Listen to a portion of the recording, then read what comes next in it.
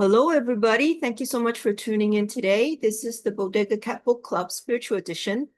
And today we're continuing our reading of Thiaoouba Prophecy by Michel Desmarquet. And the subtitle is called A True Report. Well, the whole title is called Thiaoouba Prophecy, The Golden Planet. The subtitle is called A True Report by the author who was physically abducted to another planet by Michel Desmarquet.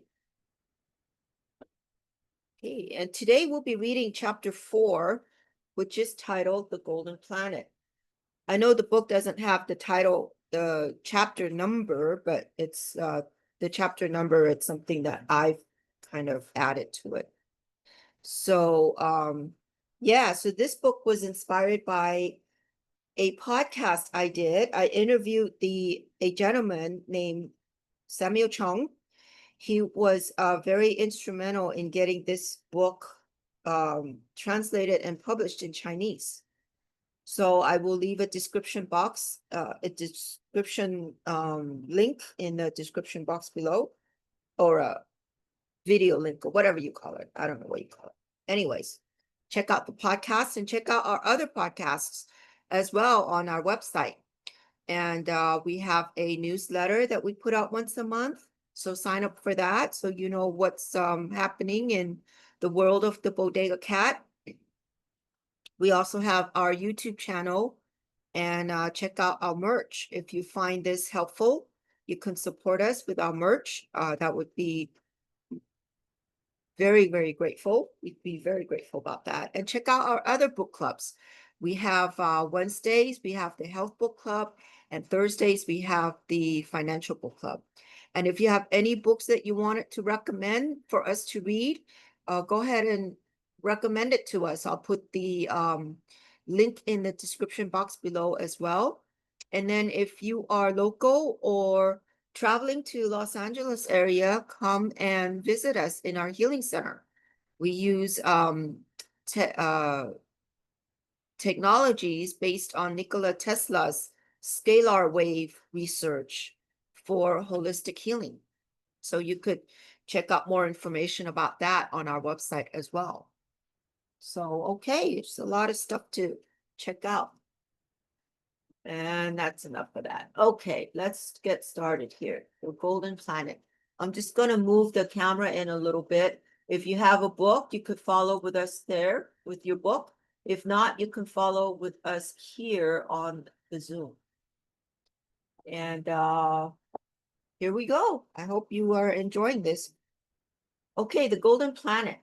As Tao was winding up her narrative, my attention was drawn to the lights of different colors, which had lit up near her seat. When she had finished talking, she made a gesture. On one of the walls of the room, there appeared a series of letters and numbers, which Tao examined attentively. Then the light went out and the image disappeared. Tao, I said, you spoke just now of hallucination or collective illusion. I have trouble understanding how you can delude thousands of people. Isn't it charlatanism? Just as when an illusionist on stage fools the crowd with a dozen, more or less chosen subjects? Tao smiled again. You are right in a certain sense, for it is extremely rare these days on your planet, and especially on stage, to find a true illusionist. I must remind you that we are experts in all manner of psychic phenomena, Michelle. And for us, it is quite easy because at that moment, a shock of extraordinary violence shook the spacecraft. Tao looked at me with horrified eyes.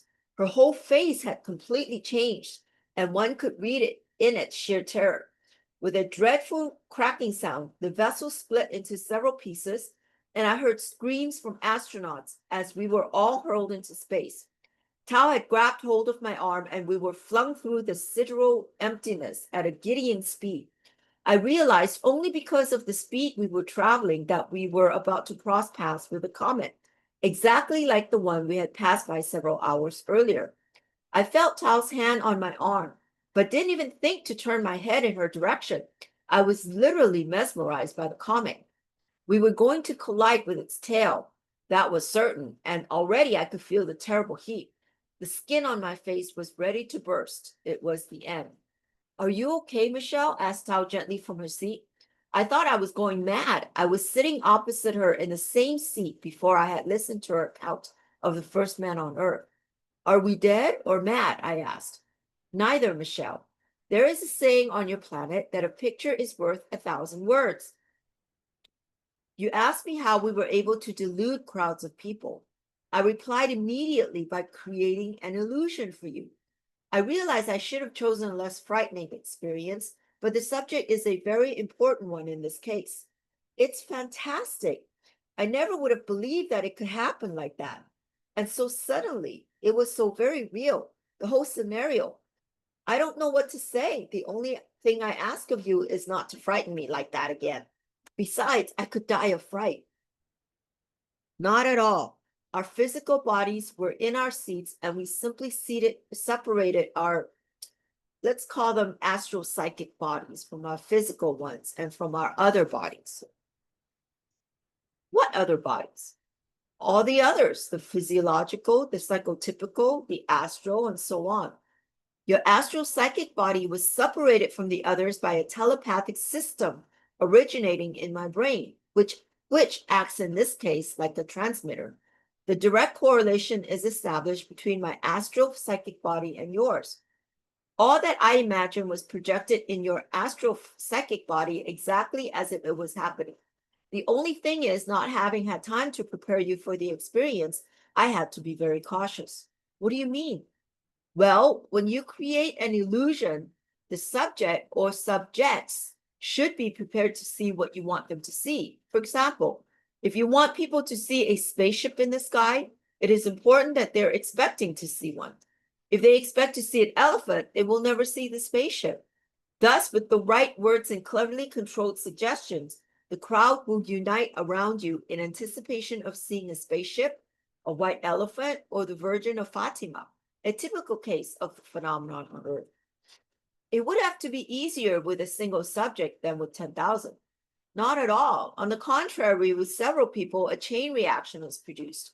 You release the astro-psychic bodies of the individuals, and when you put the procedure in motion, they telepathize among themselves.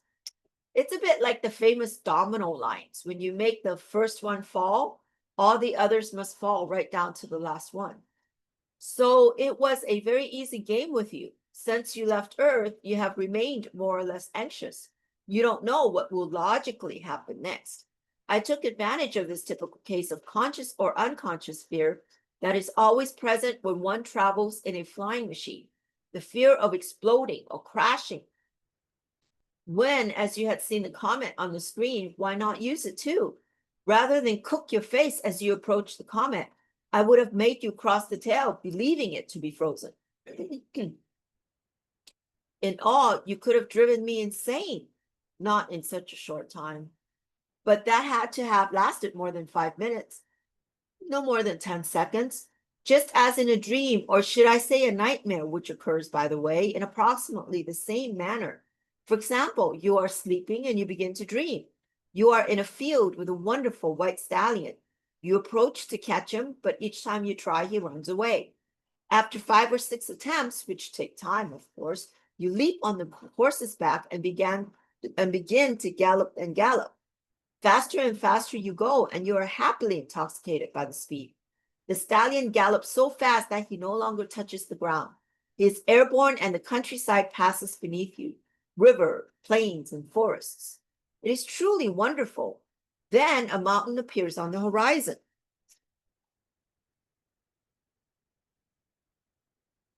Looming taller and taller as you approach. You have to rise higher with the difficulty. The horse flies up and up. It is almost over the highest peak when his shoe strikes a rock, unbalancing you so that you fall down and down. You go into a chasm that seems to have no end. You find you have fallen out a bit on the floor. No doubt you are going to tell me this dream lasts only a few minutes. It would have lasted 4 seconds. The dream started as though from a certain point you wound back a film on video and then watched it. I know it is difficult to comprehend, but in this particular dream, all would have begun at the moment you lost your balance in bed. I confess that I don't understand.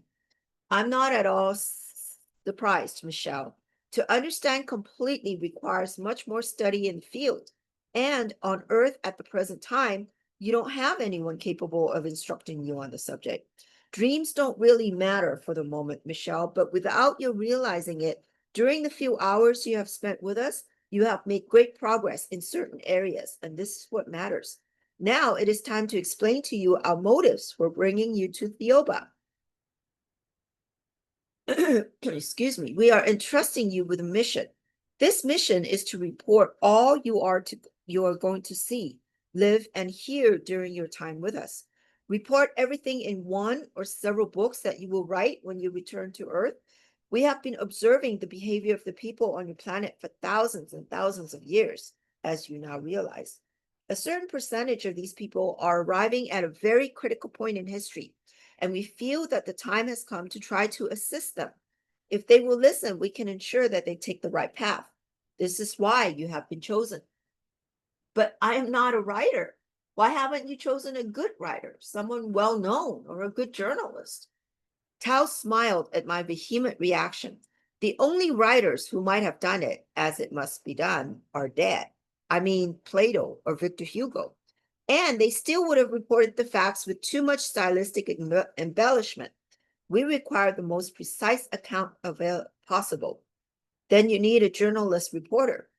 Michelle, you know yourself that journalists on your planet are so inclined towards sensationalism that they often distort the truth. How often, for example, do you see news reports that differ from channel to channel or paper to paper? Whom do you believe when one gives the death toll in an earthquake as 75, another as 62, and another as 95? Do you really imagine we could trust a journalist? You're absolutely right, I exclaimed.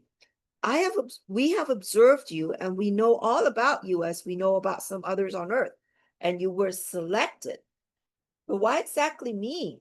I'm not the only one on Earth capable of objectivity. Why not you? In time, you will learn the principal reason behind our choice. I didn't know what to say. Moreover, my objections were ridiculous since I'd already embarked on this affair and there was no turning back, or there's no going back.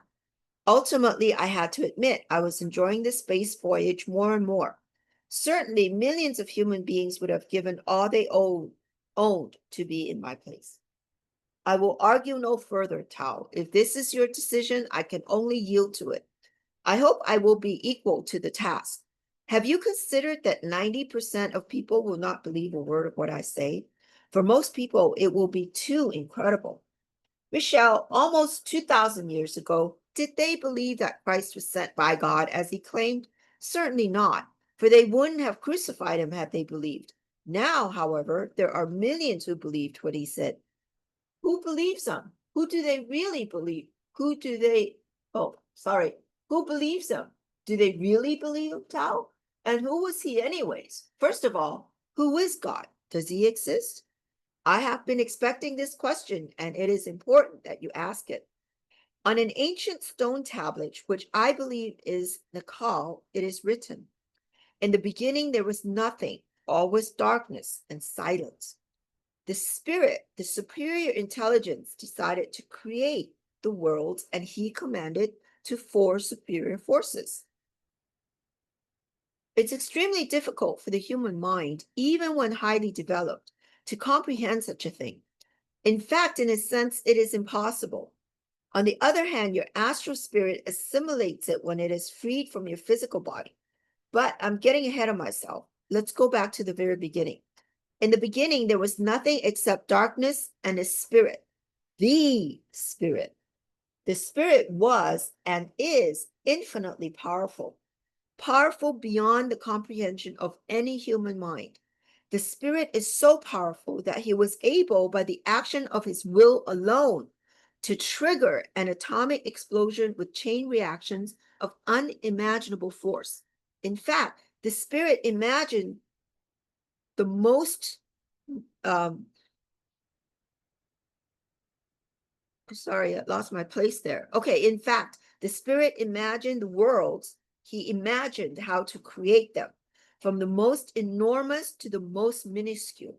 He imagined the atoms. When he imagined them, he created In his imagination, all that moved and will move, all that lived and will live, all that is motionless or seems to be, every single thing. But it existed only in his imagination. All was still in darkness. Once he had an overall view of what he wanted to create, he was able, by his exceptional spiritual force, to create instantaneously the four forces of the universe. With these, he directed the first and the most gigantic atomic explosion of all time, what certain people on Earth called the Big Bang. The spirit was at its center and induced it. Darkness was gone, and the universe was creating itself according to the will of the spirit. The spirit was thus and still and always will be at the center of the universe, for he is the master and creator of it.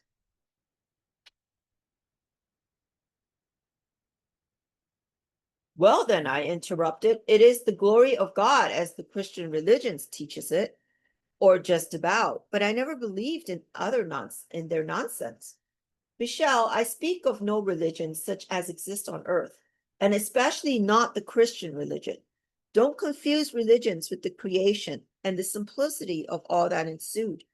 Don't confuse logic with the illogical distortions of religions. We will have the opportunity to talk again later on this subject, and you're certainly in for some surprises. For the moment, I was trying to explain the creation to you. During billions of years, for the creator, of course, it is eternally the present, but it is more at the level of our understanding to count by billions of years. All the worlds, suns, and atoms are formed. As you are taught in schools, the planets revolving around their suns, and sometimes with their own satellites, etc. At certain times in certain solar systems, some planets cool down, soil is formed, rocks solidify, oceans are formed, and land masses become continents. Finally, these planets become habitable for certain forms of life. All this was in the beginning, in the imagination of the spirit. We can call his first force the atomic force. This second stage, by his second force, he conceived it the primary living creatures and many of the primary plants, from which later derived the subspecies. This second force we will call the oval cosmic force, as these creatures and plants were created by simple cosmic rays, which ended up with cosmic eggs. At the very beginning, the spirit imagined experiencing feelings through a special creature. He had imagined man by means of the third force that we will call the oval astronomic force. Thus, man was created. Have you ever considered, Michel, what intelligence it took to create a human being or even an animal? Blood that circulates, thanks to the heart that beats millions of times independently of the will, lungs that purify the blood by means of a complex system, the nervous system, the brain, which gives the orders aided by the five senses, the spinal cord, which is ultra sensitive and which will make you instantly withdraw your hand from a hot stove so you won't burn yourself. The 1/10 of a second it would have taken the brain to issue the order to prevent your hand from being burnt. Have you ever wondered why that of the billions of individuals on a planet like yours, there are no two fingerprints the same? And why what we call the crystalline of the blood is just as unique among individuals as the fingerprint? Your experts and technicians on Earth and on other planets have tried and still try to create a human body. Have they succeeded? In regards to the robots they have made, not even the most highly perfected will ever be more than a vulgar machine in comparison with the human mechanism. To go back to the crystalline I mentioned just now, it is best described as a certain vibration particular to the blood of each individual. It has nothing to do with the blood group. Various religious sects on earth believe absolutely in the rightness of refusing blood transfusions. Their reasons relate to the teachings and books of their religious teachings and their own interpretations of these, whereas they should look to the real reason, which is the impact of different vibrations have on each other. If it is a large transfusion, it can have an influence on the recipient to a degree, and for a length of time which varies according to the volume of the transfusion. This influence, of course, is never dangerous.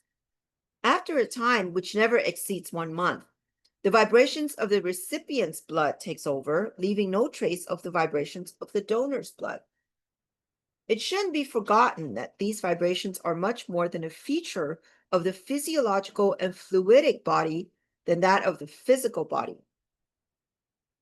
But I notice that I have deviated greatly from my subject, Michel. In any case, it is time now to rejoin the others. We're not far from arriving at Thiaoouba.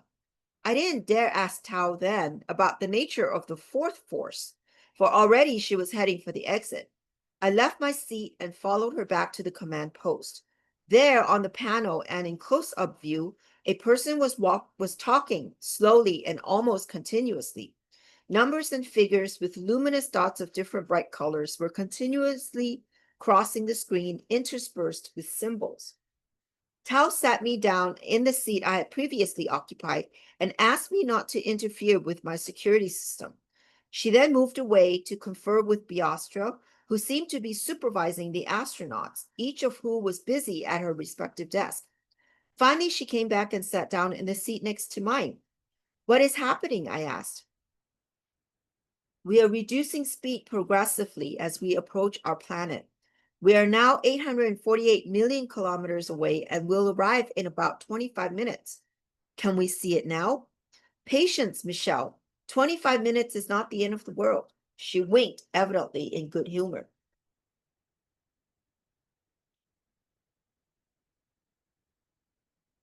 The close-up view on the panel was replaced by a wide-angle shot, allowing us a general view of the command room of the intergalactic base, as we had seen earlier. Now, each operator was deep in concentration at a particular desk. Many of the desk computers were operated orally rather than manually, responding to the operators' voices. Figures, accompanied by luminous dots of various colors, crossed the screen rapidly. No one in the spacecraft remained standing. Suddenly, there it was, right in the middle of the panel. The intergalactic center had been replaced by Thiaoouba. My guess had to be correct. I could feel it. Tao immediately telepathized an affirmative, leaving me in no doubt. As we approached and Thiaoouba grew on the panel, I couldn't take my eyes off the sight, for what I saw before me was indescribably beautiful. Initially, the first word which sprang to mind was luminous. This then was juxtaposed with golden, but the effect produced by this color was beyond any description. If I were to invent a word, perhaps one that might apply would be lumino vapor golden. In fact, one had the impression of plunging into a luminous and golden bath, almost as if there were very fine gold dust in the atmosphere. We were descending gently onto the planet, and the panel no longer showed its contours, but rather the contours of a continent could be distinguished, ending abruptly at an ocean that was sprinkled with a multitude of islands of different colors. The closer we came, the greater was the detail discernible. The zoom lenses were not used at the time of landing, for a reason which was explained to me later. What captivated me most was the color before me. I was dazzled. All the colors were, in each tonal variation, more vivid than ours. A bright green, for example, almost shone in radiated color. A dark green had the opposite effect. It kept its color. It is extremely difficult to describe, for the colors on this planet could not be compared with any that exist on Earth. A red could be recognized as red, but it wasn't the red we know. There is a word in Tao's language which defines the types of colors on Earth and on planets similar to ours. Our colors are kaubiloka, which I translate as dull. Theirs, on the other hand, are theosolakoviniki, which means they radiate their colors from within. My attention was soon drawn to what looked on the screen like eggs. Yes, eggs. Here's a footnote about eggs. I should say half an egg. As we shall see later on, the description would be more appropriate. So let's try that again. My attention was soon drawn to what looked on the screen like eggs. Yes, eggs. Could see the ground dotted with eggs, some half covered with vegetation and others quite bare. Some seemed bigger than others and some lay down. Others were upright, with what looked like the pointed end towards the sky. I was so astonished by this sight that I turned again toward Tao to ask her about these eggs, when suddenly on the screen there appeared a round form surrounded by several spheres of different sizes, and slightly further away, yet more eggs. These ones were enormous. I recognized the spheres to be space vessels just like ours. Affirmative, said Tao from her seat. And the round form you see is the cell in which our spacecraft will be accommodated in a few moments, for we are in the process of docking. And the gigantic eggs, what are they? Tao smiled. Buildings, Michel. But just now there is something more important that I must explain to you. Our planet contains many surprises for you, but there are two which could have harmful effects on you. I must therefore ensure that you take certain elementary precautions. Thiaoouba does not have the same gravitational force as your planet. Your weight would be 70 kilograms on Earth. Here it will be 47 kilograms. When you leave the spacecraft, if you're not careful, you risk losing your sense of equilibrium in your movements and your reflexes. You'll be inclined to take a great stride and perhaps fall and injure yourself. But I don't understand. In your spacecraft, I feel fine. We have related the internal gravitational pull to correspond with that of Earth, or almost. Then you must be extremely uncomfortable, for you must weigh about 60 kilograms more than your normal weight, given your size. It's true that under this force, our bodies are heavier, but we have counterbalanced this by a semi-levitation. Thus, we are not uncomfortable, and at the same time, we have the satisfaction of seeing you move among us at ease. A slight jolt indicated we had docked. This extraordinary trip was over. I was going to put my foot on another planet. The second point, Tao resumed, is that you will be obliged to wear a mask. For a while at least, for the brightness and the colors will literally intoxicate you, just as if you had drunk alcohol. The colors are vibrations that act on certain points on your physiological body. On Earth, these points are so slightly stimulated, so little exercised, that here consequences would be unfortunate. The security force field, the security force field of my seat had just been turned off, liberating me again to move about as I pleased. The panel was blank, but the astronauts were still busy. Tao led me towards the door and back into the room I first entered, where I had lain for 3 hours.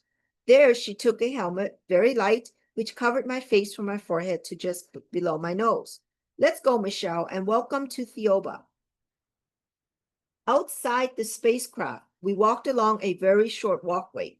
Immediately, I felt lighter. The sensation was very pleasant, although somewhat disconcerting, since several times I lost balance and Tao had to steady me. I saw no one, a fact that surprised me. Earthly perspective had led me to expect to be welcomed by a crowd of reporters, cameras, or flashing, or something similar, perhaps a red carpet. Why not the head of state in person? For heaven's sake, these people wouldn't be visited by an extraplanetarian every day, but nothing. After a short distance, we arrived at a round platform to the side of the walkway. Tao sat down on one of the circular seats inside the platform and signaled that I should sit down opposite her. She took out an object the size of a walkie-talkie, and immediately I felt myself pinned to the seat, just as I had been in the spaceship by an invisible force field. Then, quite gently and with a barely perceptible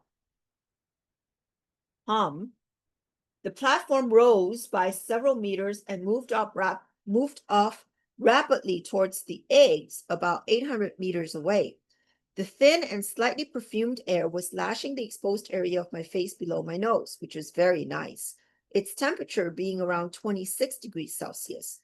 In just seconds we passed through the walls of one of the eggs as if we passed through a cloud. The platform stopped and came to rest gently on the floor of the building.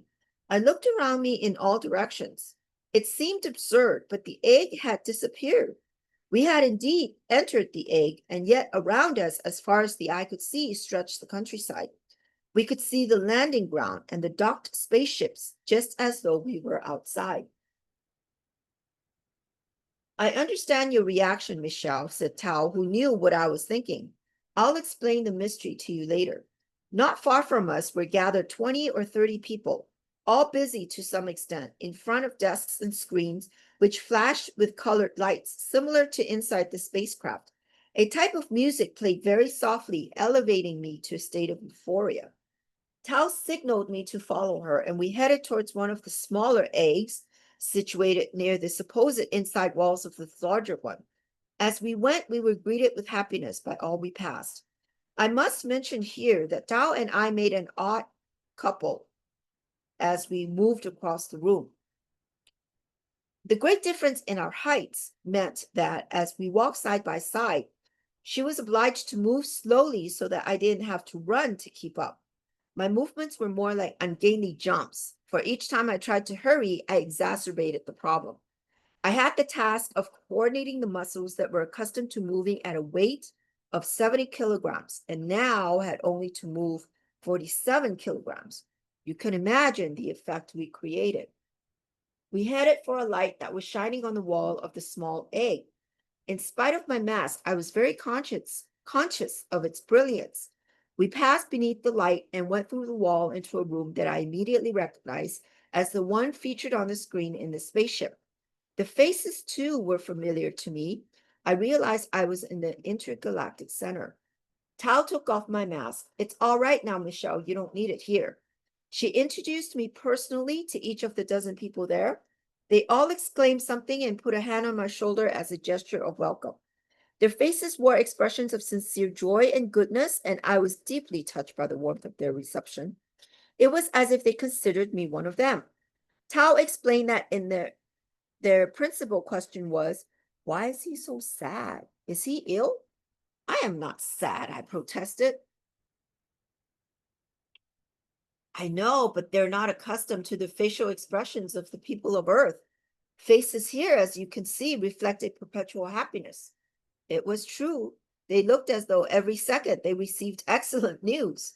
I had been aware that something was strange about these people, and suddenly it hit me. Everyone I had seen seemed to be of the same age. Wow, it's very interesting. Okay, end of chapter 4. I hope you enjoyed that. That was very interesting to be invited and then going to a different planet altogether and to see how the higher dimensions, what the higher dimensions look like, right? With all the different colors and then the constant happiness. That's because they're in a high vibration. When you're in a high vibration, you're always happy, you're always joyful. That's what